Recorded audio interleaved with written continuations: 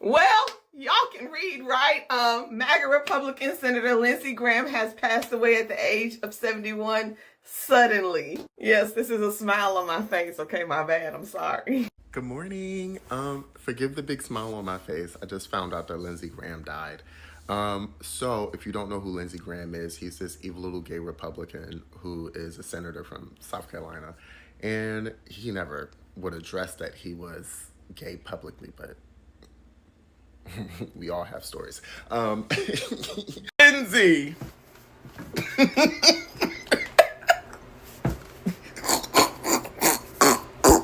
Hi guys, my name is Kelvin, and you're welcome back to the channel. Ladies and gentlemen, every now and then, a moment happens online that makes you stop scrolling, not because you're shocked by the news itself, but because you're shocked by how people react to it. Usually, when a public figure passes away, social media follows a familiar pattern. People offer condolences, political opponents put aside their differences. News outlets focus on the person's accomplishments. For at least a day, there is an unspoken rule that respect comes first. But what happens when that doesn't happen?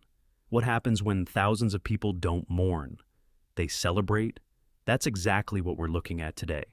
Across TikTok, X, Facebook, YouTube, and countless comment sections, many users weren't expressing sadness at all. Instead, they were laughing, posting memes, making jokes, calling it karma, saying they felt absolutely nothing.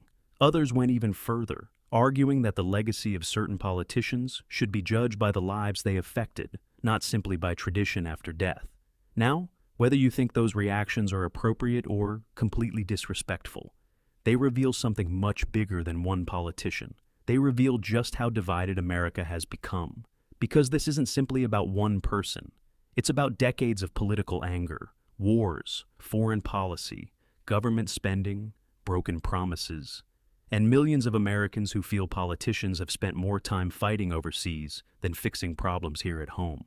To many critics, some Washington politicians became symbols of that frustration, not because of one speech, not because of one vote, but because of an entire political career, and that's why the reactions were so emotional. Some people looked at the situation and said, "Every life deserves respect." Others replied, "Respect has to be earned." Today we're going to break down those reactions, why they happened, and what they say about America's political climate. Lindsey Graham is dead. Mitch McConnell is laid up in a hospital bed somewhere attached to puppet strings like it's the weekend at Bernie's. And Dookie Booty is online talking about it. He said, "Senator Lindsey Graham, one of the greatest people and senators I have ever known, is dead. He was always working and was a true American patriot. Lindsey will be greatly missed. Details and arrangements to follow. So sad. President Dookie Booty." I just have one question for Satan. What are you waiting for, huh? What are you waiting for? What are you waiting for? Why the fuck is everybody dying except for this motherfucker? Why is he still up, talking, breathing, living to see these motherfuckers go? I don't know what Iran is waiting on, but y'all better follow through with that promise that y'all been making all week. Y'all been saying y'all was gonna get this motherfucker. Do not disappoint us. And to Lindsey Graham, I wish you well. In hell. I really Burn in hell. Well, y'all can read, right? MAGA Republican Senator Lindsey Graham has passed away at the age of 71 suddenly. Yes, this is a smile on my face. Okay, my bad. I'm sorry. I mean, God, we was talking about Mitch and Wiggs, but you know what? A win is a win. And of course, Wiggs R Us has put out a statement. He said, "Senator Lindsey Graham, one of the greatest people and senators I have ever known, is unalived. He was always working, and he was always true to American patriots." I'm gonna skip over that. He was true to Israel. He said Lindsey will be greatly missed. Details and arrangements to follow. Lindsey Graham served 23 years in his seat as a Republican in North Carolina, okay? He's done some damage to this country. He's worked very hard to make sure that the Republican establishment in the South stayed exactly what it was. And he also fought very hard for Israel. Really hard for Israel. My final words for Lindsey Graham is elevator going down. I mean, we're just waiting on 2 more, maybe 3. God, fuck. fuck, guys? I can't even be fully 100% happy and celebratory that Lindsey Graham is dead, because I get on here and all of the first posts I see are from all these mainstream corporate establishment public people being like, oh, we should really put partisanship aside to come together and mourn and respect and memorialize the late great Senator. No, we don't want to do that, and we do not have to do that. And why are we doing that? What exactly did he contribute that we need to, like, put a pause on the partisan politics of fascism and celebrate? And what did he do? Because I can't think of anything either. He spent his last few months going on mainstream TV screaming and crying about how he wanted to send all South Carolinians to Iran to fight for Israel. Like, y'all are trying to, like, Charlie Kirk-ify this situation post-mortem, completely rewrite who this fucking awful person was. And I'm not gonna let y'all do it. I'm not gonna let y'all do it. Like, it is not, like, graceful and classy to, like, rewrite who a bigot was after they're gone. Dying does not make you a saint. And if this is any sort of preview of what we're gonna get when the big one happens, fuck all the way off. Fuck all the way off. We are not doing that. And I know people like the Cory Bookers, the Chuck Schumers, the Nancy Pelosi's, they're all gonna come out and be like, we may not have always agreed, but President Trump, no. That is why we are replacing all of y'all. Because you don't get it. And your response does not represent the response to your constituents. And yet you speak for them. No. Y'all gotta stop doing that. Stop it. I get on stream last night. I learned that Lindsey Graham passed away. Rest in hell. But, the funniest thing is, like, you read into the story, they're talking about he had a swift, unexplainable, illness. Yeah, he was 71 years old. It's called being an elder. Big dog, you could blow on them and they pass away. I'm not even going to lie to you. So, that's why people keep saying, like, we shouldn't be having these old-ass niggas in office. He just got reelected not too long ago, right? So now they're going to have to replace him. Like, this is crazy. But anyhow. So Lindsey Graham is dead. There was a time when I wouldn't be glad about the passing of anyone. This was an evil guy. Lindsey Graham was an evil guy. I am sorry for his children, his grandchildren, his wife, but not him. And that's hard to say. I'm an empath, but I'm glad he's gone. I'm glad he's gone. He was an evil individual with no spine.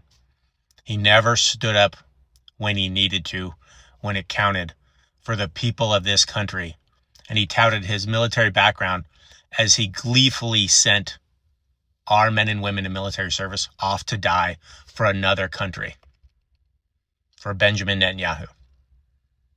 While tens of thousands of people were killed in a G-side. And he gleefully supported that. This is an evil individual, and he is one of a bunch that we currently have in the world, not just in this country. And I will not mourn their passing. They move forward in life through feasting off others' suffering. And the world doesn't need people like that. They don't. So I will not mourn his passing. I will not. I will hope that there is a moment of respite for the people that he made suffer.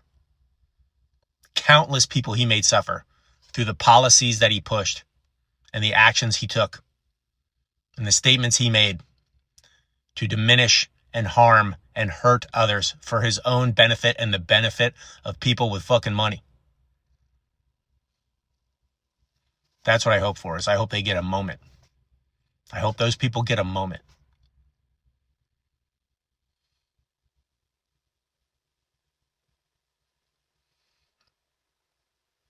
Lindsey Graham's dead, and I'm not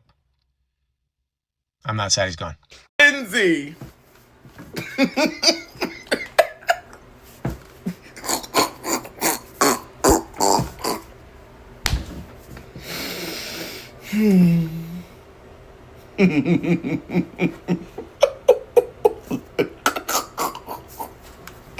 Friend pick up the phone. Lindsey Graham is gone. So that makes him, Mitch McConnell, and then there's one more space left. There's one more space left. Now, what does this mean for the United States of embarrassment? Graham's seat cannot remain vacant. So the governor, Henry McMaster, that's not his name, Henry McMaster must appoint someone in interim until November because a special election must be ran. Now, this also is a little tricky because Graham recently won his election and his seat. I guess I also didn't realize how red South Carolina was because in the most previous election, Lindsey Graham received 56% of the votes while his opponent, I think his name was Mark Lynch, received only 28% of the votes. What's up with South Carolina? Anywho, as always, I will be available to provide you with breaking good news to outweigh the bad thoughts and sorrows. Guys, Aaron Partners is asleep, so I guess I'll just do this.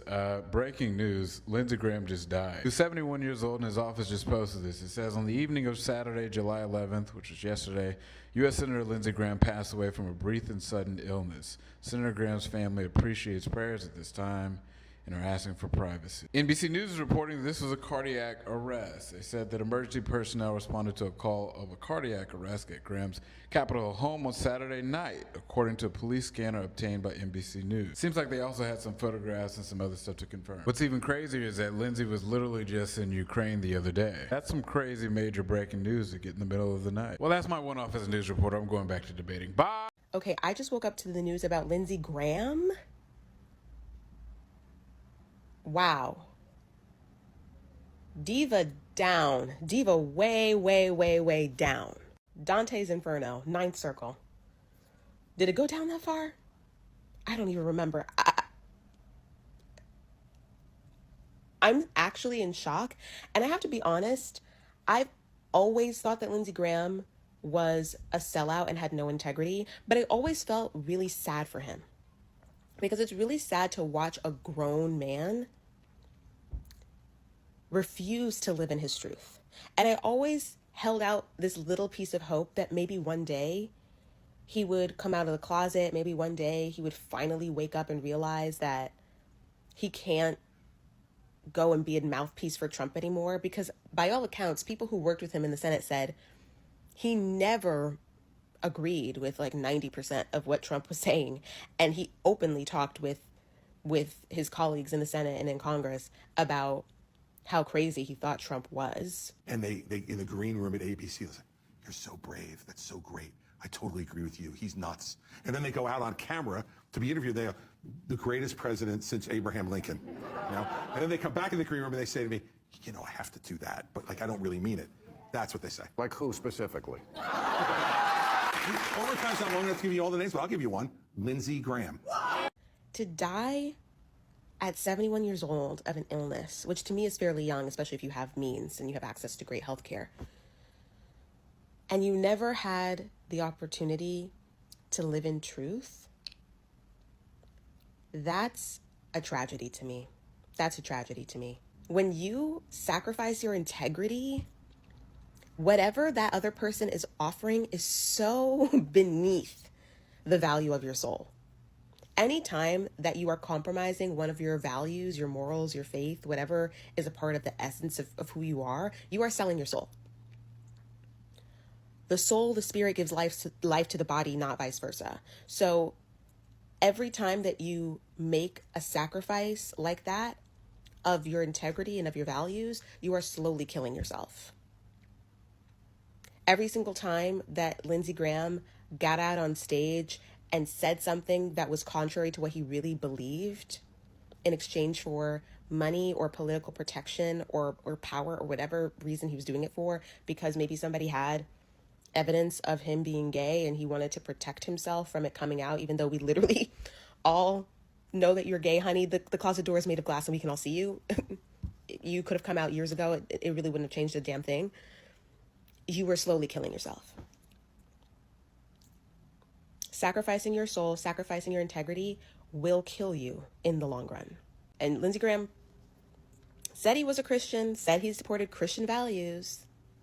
Well, there's a scripture where Jesus says, what good is it to gain the whole world, yet forfeit your soul?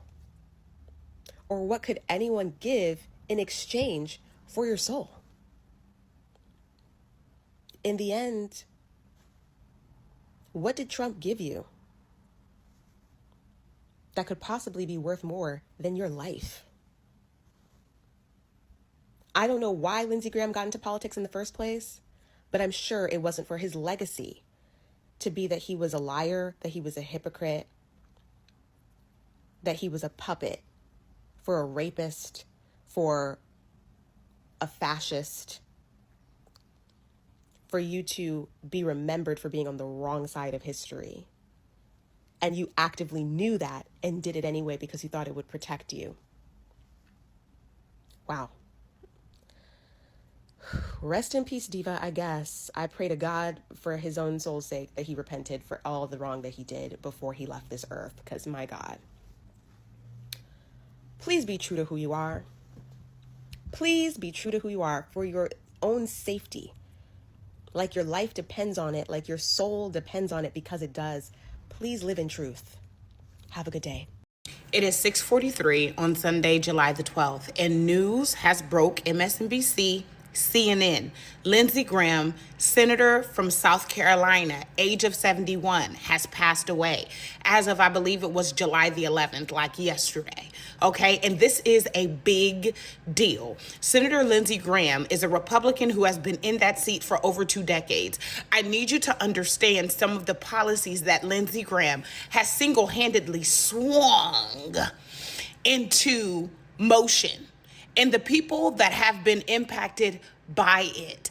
Senator Lindsey Graham started off not being a supporter of President Donald Trump, but has since become one of the major supporters and advisors to President Donald Trump. You may know that Senator Lindsey Graham is a huge supporter of Israel and was staunchly against limiting firearms to Israel. Senator Lindsey Graham is the same one that said about Greta and her friends who were trying to go and take aid to Gaza, I hope they can swim. Senator Lindsey Graham is the same one who supported the war in Iran. Senator Lindsey Graham supported 500% tariffs on anyone who decided to purchase Russian oil. Says that the 500% tariffs is what caused President Putin to come to the table. I don't see that.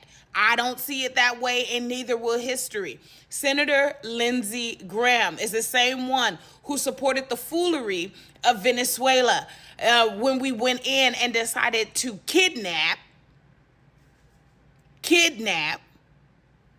their leader. Senator Lindsey Graham also was the one who supported the shutdowns, 1, 2, 3, all of them that has happened this year. Senator Lindsey Graham is the same one that says that it is the president's discretion to be able to make all of these decisions. I mean, Senator Lindsey Graham, for somebody that has been in the office for 2 decades,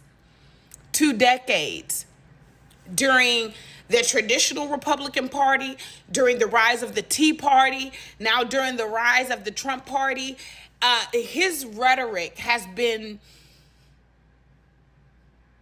troubling. Senator Lindsey Graham is the same one that said that supporting Vice President Kamala Harris for president is more dangerous than President Trump's rhetoric. That's who Senator Lindsey Graham is.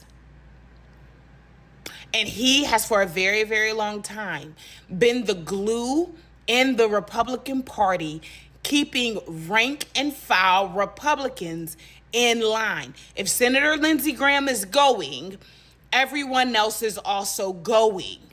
Senator Lindsey Graham has more pull than Speaker of the Senate Thune. Yes, that's who Senator Lindsey Graham is. And the interesting thing about this sudden seat being void, it's not just the seat. The seat is a big deal because the Republicans were not looking forward to it. Senator Lindsey Graham was not running for re-election right now. His seat was not up for re-election right now. So this is something that they were not prepared for. How come ever?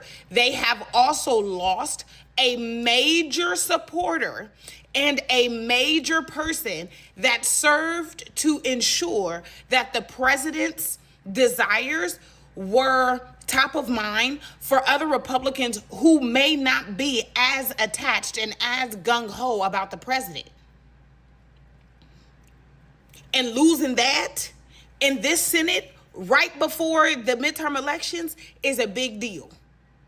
Huge deal, even.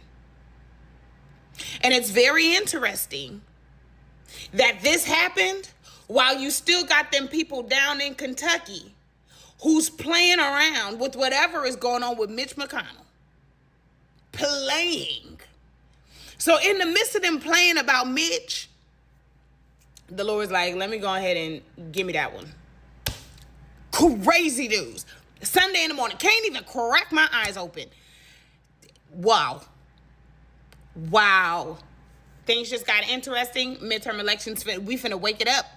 I don't really know how South Carolina goes about handling it when there is a sitting senator or a sitting congressperson who is already in a seat, how they go about filling that seat when they do pass away.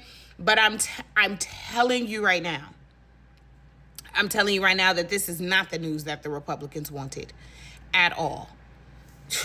Crack of dawn. One thing became clear almost immediately. This wasn't ordinary political criticism. For many people, years of frustration came pouring out all at once. The comments weren't focused on personality. They were focused on policy. The biggest criticism centered on foreign policy. Many commenters argued that Washington politicians have repeatedly supported military interventions abroad, while everyday Americans struggle with inflation, housing costs, healthcare expenses, and rising debt. Whether or not you agree with that criticism, it's a sentiment that has become increasingly common across the political spectrum. Many Americans ask a simple question: why does Congress always seem to find billions for conflicts overseas, yet struggles to solve problems here at home? For critics, politicians associated with interventionist foreign policy became the face of that frustration. Some people believe those decisions contributed to tremendous suffering overseas. Others argue those actions were necessary for national security and supporting allies. Reasonable people disagree, but the emotional reactions online show how deeply these issues resonate. Another criticism that appeared repeatedly was inconsistency. Many users accuse long-serving politicians of changing positions depending on political circumstances, rather than standing firmly on principle. Whether that's a fair assessment or not, trust in politicians has declined for years. Poll after poll shows many Americans, Republicans, Democrats, and independents alike, have little confidence in Congress. When trust disappears, empathy often disappears with it. And that's one of the most uncomfortable parts of this story. Some people argued that no matter what someone's politics are, celebrating death crosses a moral line. Others pushed back, saying that public officials should ultimately be remembered by the consequences of the decisions they made. That debate isn't new. History has shown that controversial leaders often leave behind deeply divided public reactions. What makes today's environment different is social media. Platforms reward outrage. The most shocking comments get the most attention. Memes spread faster than thoughtful discussion. And algorithms amplify the loudest voices. As a result, moments that once would have been private conversations become global spectacles within minutes.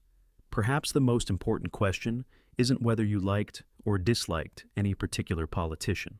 The bigger question is this: what does it say about our society when political disagreement becomes so personal that basic human empathy disappears? Has politics become so tribal that people no longer see opponents as fellow Americans? Or are these reactions simply the inevitable result of decades of policies that many believe caused real harm? Those are difficult questions, and they're worth thinking about, regardless of where you stand politically. At the end of the day, politics shapes people's lives. It influences the economy, healthcare, taxes, immigration, education, and even decisions about war and peace. That's why emotions run so high. When people believe political decisions have harmed them, or others, those feelings don't disappear overnight. At the same time, moments like this remind us how deeply polarized America has become. Whether you viewed the online reactions as justified criticism or as crossing a moral line, they reveal a country where political divisions increasingly extend beyond policy and into personal identity. The question now is whether America can find its way back to a place where passionate disagreement doesn't erase basic human decency, or whether these kinds of reactions will simply become the new normal. I'd love to hear your thoughts. Do you think public figures should always be treated with respect after death, regardless of their record? Or do you believe their legacy should be judged honestly, even if that leads to harsh public reactions? Share your opinion in the comments below.